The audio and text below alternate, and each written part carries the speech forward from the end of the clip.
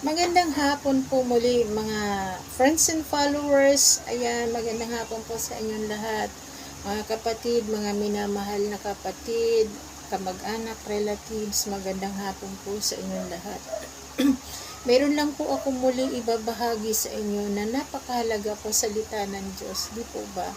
Ang salita po ng Diyos, ang Bible po ay nagbibigay po ito ng kaalaman sa atin.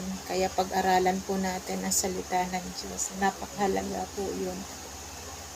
Meron lang po akong ibabahagi sa inyo. Bagamat mahaba to, meron lang po akong kinuhang verse lang dito na napaka-importante po talaga sa lahat. Sabi doon, sa Mateo chapter 5, verse 7, ayan.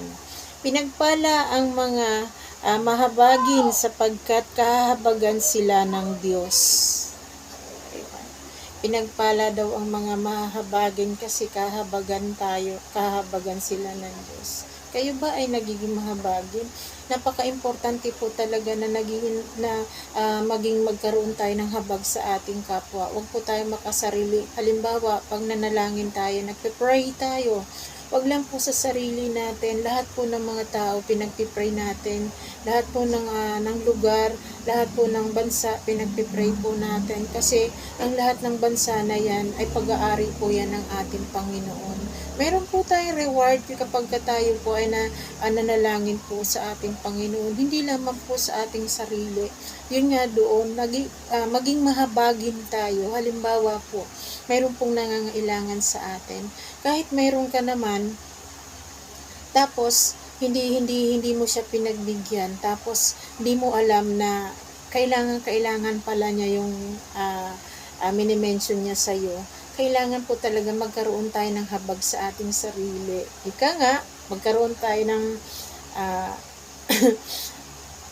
awa sa ating kapwa, hindi lamang po sa ating sarili. Pinaka-importante po sa lahat, kung wala man po tayong kakayanan magbigay as a financially, mga bagay man po yun, napaka-importante po talaga na ipanalangin natin sila, ipag-pray natin. Napaka-importante po talaga yung panalangin sa ating kapwa kasi tayo tao lang.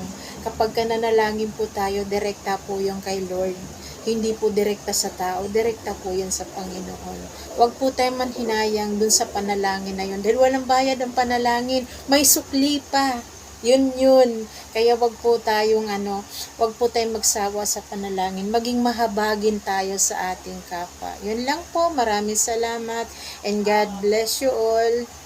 Yan.